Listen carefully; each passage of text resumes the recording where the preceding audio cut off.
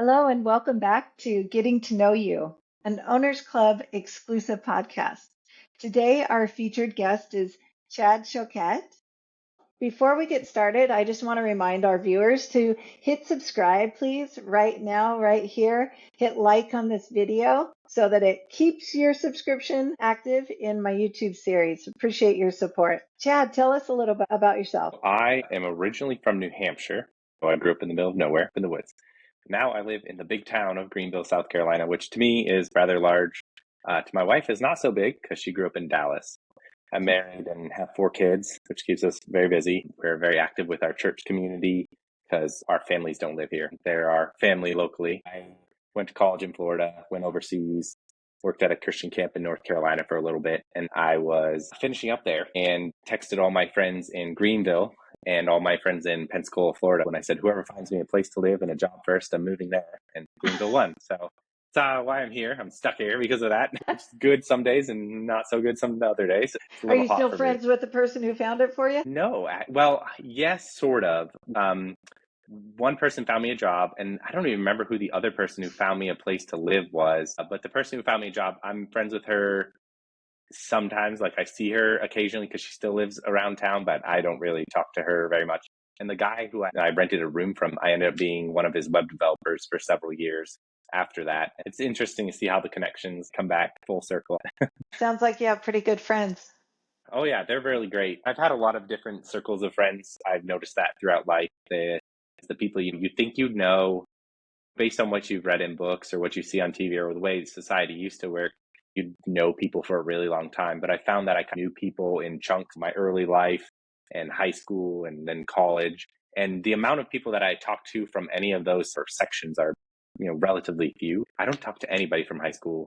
And I rarely ever talk to somebody from college. I still have a lot of friends, but they just kind of like come in waves. They say that we have friends for a reason, a season, or a lifetime. Yep. So those friends in college were there for a reason. Psychology is something that I'm interested in because part of my Mount Everest revolves around social connectivity and trust. And so understanding the versions of yourself that you present, what people know you for, there's a lot that goes into that. How did you get to Owners Club? Tell us about your real estate journey so far.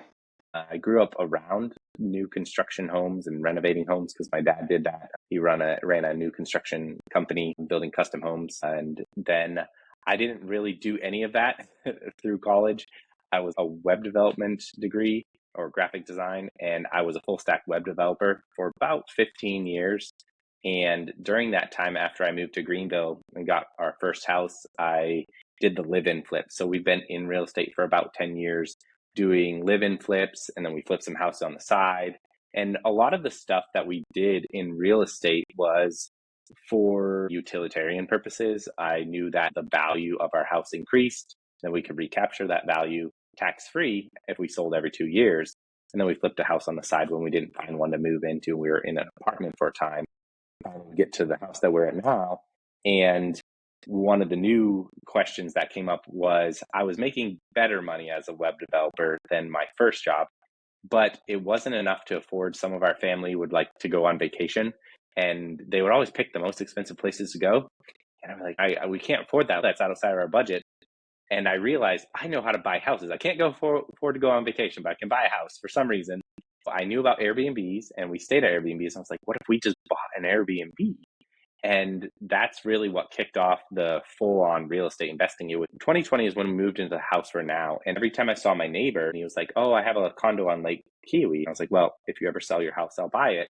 And about a year later, I had been working on a house in North Carolina because that idea of buying an Airbnb came up. So I bought a property up there with part cash from some flips and then also a HELOC on our house. I was able to buy this 2-unit property, one with a main house and one with a studio. Work 40 hours in a week and then go up there on weekends and work on this little studio for 3 or 4 months. Finally, we get close to launching, and then I get COVID and it delayed everything. My neighbor did come to us and say, I'll sell you my house. We ended up launching our studio in North Carolina and then signing papers to close on our neighbor's house and renovating and furnishing that in about a month. And we suddenly went from no Airbnb to having 2 and kicked us off into full-time real estate. But it's been about 2 years now since I've been outside of the web development world. I was laid off 2 years and a month ago, and the company wasn't doing very well. And they said, well, you're in real estate and you'll probably land on your feet better than any of our web developers would. So we're going to have to cut you and don't do any work. We'll pay you for the whole month of May and just go figure out what you're doing. And at the time, we had seller financed our place in North Carolina to another investor. And she paid us some upfront, which allowed us to buy a long-term rental here. And then she paid all the rest of it in that May. And we were able to take those funds, renovate the long-term rental into a short-term. And then we just went into buying more rentals. We'd mostly do Airbnbs, and they would again be utilitarian. I bought my neighbor's house because then our family could come and stay with us, which we've done several times for vacations and holidays. And then we bought North Carolina because it was a little town that we like to go to, and we could use it. And I own 5 houses on my street, and I would buy them and sell them to church friends to build our own community. My friends had a tree fall on their house in a storm, and they were in and out of our Airbnb while insurance was dealing with things. I saw a house on our street that hadn't sold yet. I walked it. I work as an Airbnb. So I was like, do you want to stay in there? Will your insurance pay for you to stay in there? Like, yeah, sure. I put all the furnishings together on my trailer and over the course of a week or so while we were under contract. And then we closed on it, drove the trailer over there, had some church friends unload, furnished the whole house in an evening. And then our friends moved in the next day, and they were there for a month and a half. And then we used it as a short-term rental for a few more months. Then we sold it to another church couple. A lot of the stuff that we do is for good reasons, to build our community, for things for us to use. And we're kind of in the same place right now. What really got us to here was we lost money on a flip that was on our street. And I was wondering, what am I doing in the business? Where are we going? It's not even bad that I lost money on it. It wasn't a ton of money. And it did set a new comp on the street, which was helpful because now all my houses are worth more. Somebody from Gator reached out to me and was like, hey, do you want to do something like this? I was like, sure, I'll learn about it. And I just jumped in. If I'm going to pay for this, I'm going to do everything. I watched everything I could in 2 weeks, jumped into credit stacking, infinite banking, getting the entities, all the structures. Page says, get a t-shirt, put your QR code on it, and get a hard money lender. And I did it. I have t-shirts with chadismoney.com and hats, and I gave them all to my family. We did everything. What really got us into where we're now at Owners Club, about 8 months ago, we had the opportunity to buy several properties on Main Street, Taylor's, where I live. And we knew it would be really cool if Main Street was actually something cool, because it's not an interesting place to go. And now we had this opportunity to buy the properties. Maybe we can make it into something. As we got into that process, Ann McNamara did her workshop doing small town revitalization. And I flew my team down there and we met with her in the workshop. And through the course of that, the more ownership that we took, we were like, you should be an Owners Club. And finally, Squat Up Summit, I didn't even listen to Pace's pitch in there. I think it popped in for like a minute or something, but I was in the hall. I'd spent the whole time handing out these little ducks to people as I met them. And I was trying to meet all the Owners Club people and figure out, does it make sense for me to do this? Does it make sense to join this? Am I like these people? Will I be beneficial to them? Will they be beneficial to me? Does it make sense? And Ann's like, yes, we need it. Bring the awareness to what we're trying to do. And finally, I just jumped into it, and it's been a wild ride. It's a lot more than I expected, a lot more to take on, but it's been really good because the people are amazing. What each person's individual goal is always blows you away, what people are accomplishing and what they're trying to accomplish. I want to circle back to you creating the community in your own neighborhood. That takes creating a community to a whole new level where you actually hand pick your neighbors because you buy that house and then put someone in it. That's amazing, Chad. That's a great accomplishment. I have to ask, what is the significance of a little duck that you were handing out at Squat Up? We had bought a flip earlier this year and we ended up putting a tenant in and keeping it. And I'm trying to extrapolate myself out of handling all the details of the flips and putting teams in place. So if we show up at a property and it's full of junk, I was like, ooh, let's go treasure hunting. It'd be kind of fun. And I try not to do that anymore because you dig through all this stuff and now you have to figure out what you're going to do with it. And at this particular one, there was a brand new Amazon box that had not been opened. I opened it up and it's a huge bag of 1,000 of these little plastic ducks. And I was like, I don't know what to do with this. So I took them home at first to the office. I was like, my kids would like to play with these. And I was like, what if I gave them out? And so I just threw it in my bag before Squat Up, kind of unsure if I should do this or not.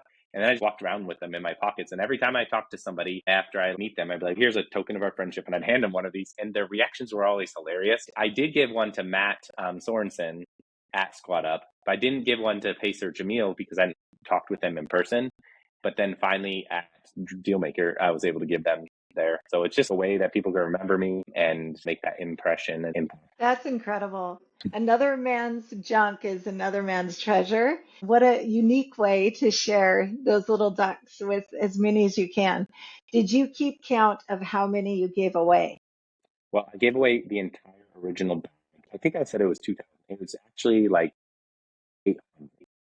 And I had given some to my kids. I gave away at least 550 of them. And then I bought another bag of 800 and I've given maybe 100 or so of them away.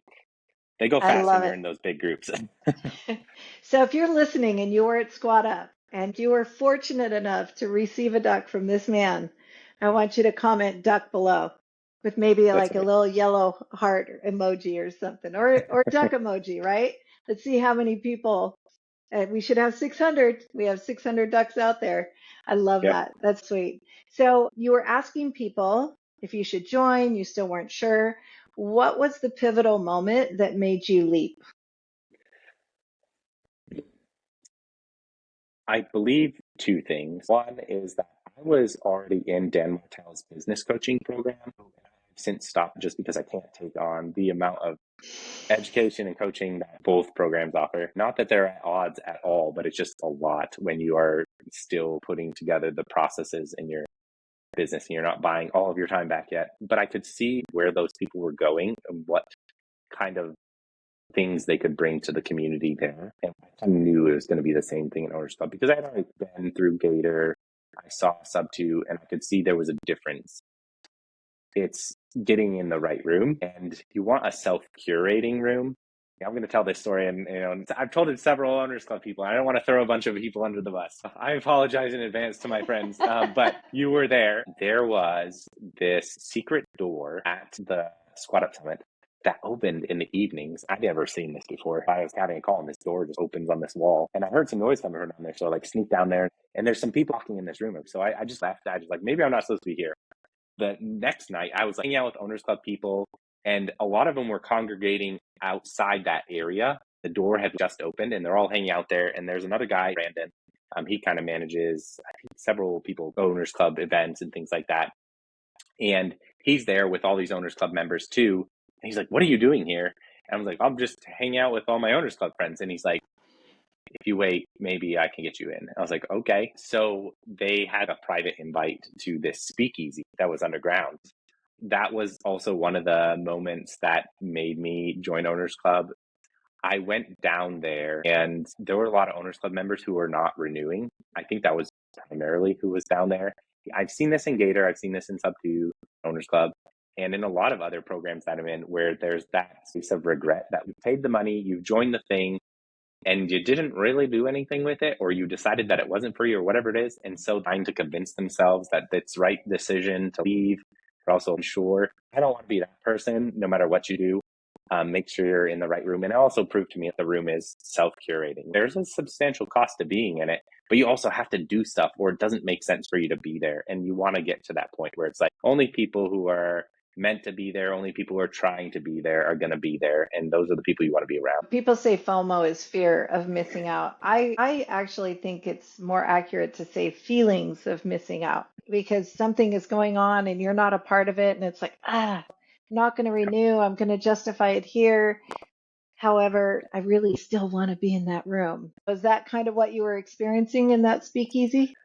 Yeah, I think that's what they were communicating with their faces and words, a little bit of insecurity on that. I do not mean any ill will or harsh things I'm saying about my friends, because these are my friends. I still talk to these people. I think they're really amazing at what they do.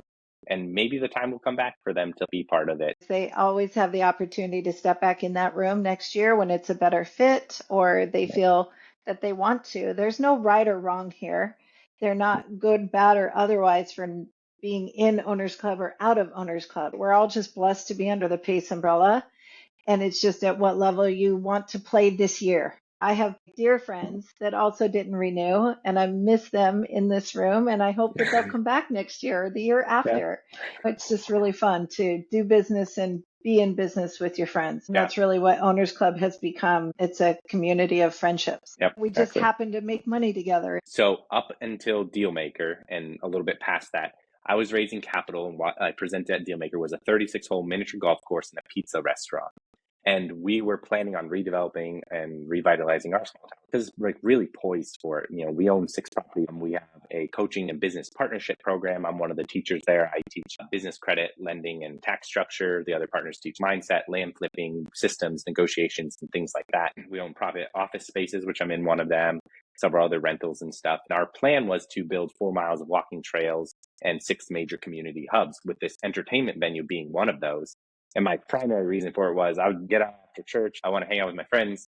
We go out to eat. And where in the world do we go to? So there's nothing really for the kids to do.